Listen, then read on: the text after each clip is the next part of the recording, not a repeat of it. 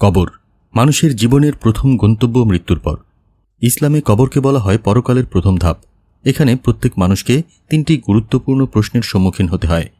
কুরআন ও হাদিসের আলোকে আমরা জানব এই প্রশ্নগুলো কি, এর উত্তর কিভাবে দেবেন এবং সঠিক উত্তর না দিলে কি পরিণতি হতে পারে। এই ডকুমেন্টারি আপনাকে আধ্যাত্মিকভাবে প্রস্তুত হতে সাহায্য করবে। ইসলামী বিশ্বাস অনুযায়ী মানুষের মৃত্যুর পর কবরের দুই ফেরেশতা মুনকার ও নাকির তিনটি প্রশ্ন করেন। এই প্রশ্নগুলো হল: 1. মান রাব্বুকা, তোমার রবকে। 2. মা দীনুকা, তোমার ধর্ম কি। 3. মা হাজার রাজুল, এই ব্যক্তি সম্পর্কে তুমি কি জানো। এখানে রাসূলুল্লাহ সাল্লাল্লাহু আলাইহি ওয়াসাল্লাম সম্পর্কে জিজ্ঞাসা করা হয়। সহিহ মুসলিম শরীফের হাদিসে এসেছে, আনাস ইবনে মালিক রাদিয়াল্লাহু আনহু থেকে বর্ণিত, রাসূলুল্লাহ সাল্লাল্লাহু আলাইহি ওয়াসাল্লাম বলেছেন, যখন কোনো ব্যক্তি মারা যায় তখন তার কবরে দুই ফেরেশতা এসে তাকে এই প্রশ্নগুলো জিজ্ঞাসা করে। সঠিক উত্তর কি হবে? হাদিসে বলা হয়েছে, একজন মুমিন সঠিক উত্তর দিতে পারলে তার কবর জান্নাতের বাগানে পরিণত হবে। উত্তরগুলো হল: 1. আমার রব আল্লাহ। 2. আমার ধর্ম ইসলাম। 3.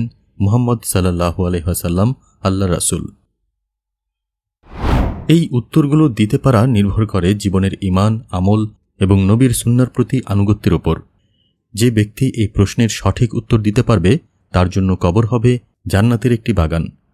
যারা সঠিক উত্তর দিতে ব্যর্থ হবে তাদের জন্য কবর হবে কঠিন পরীক্ষার স্থান।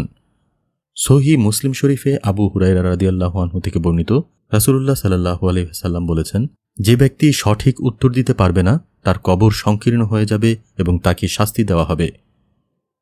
কবরের শাস্তি বা আযাবুল কবর ঈমানের দুর্বলতা, পাপাচার এবং ধর্মীয় জ্ঞানের অভাবের ফলাফল। তবে আল্লাহর রহমত সর্বদা উপস্থিত। তাই দুনিয়াতে তওবা এবং আল্লাহর আনুগত্যের মাধ্যমে কবরের এই পরিণতি থেকে রক্ষা পাওয়া সম্ভব। কবরের তিনটি প্রশ্ন আমাদের জীবনের প্রস্তুতির কথা মনে করিয়ে দেয়। ঈমান, সৎকর্ম এবং কুরআন হাদিসের জ্ঞান আমাদের এই পরীক্ষায় সফল হতে সাহায্য করবে।